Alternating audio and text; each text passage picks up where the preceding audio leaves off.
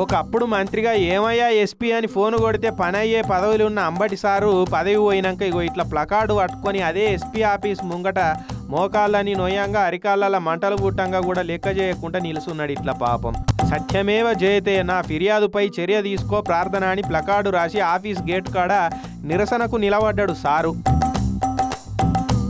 మా పార్టీ మా మనోభావాలు కిల్లయ్యేటట్టు సైకిల్ పార్టీ వాళ్ళు సోషల్ మీడియాలో పోస్టులు పెట్టిరని అప్పట్లో పట్టాభిపురం పోలీస్ టౌన్కు పోయి ఫిర్యాదు ఇచ్చిండట అంబటి సారు.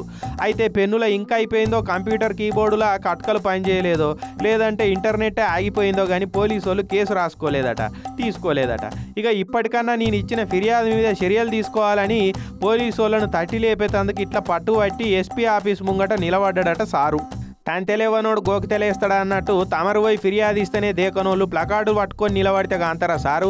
ప్రార్థన చేసుడు కాదు, ఇప్పుడు మీరు ఆడ పండిపోరినా పట్టించుకునేటట్టు కనబడతలేరు కదా పాపం అని అనుకుంటూ వేయరట అంబటి సారు అకుంఠిత దీక్ష ప్లకార్డు పట్టుకున్న పట్టుదల చూసినోళ్ళు.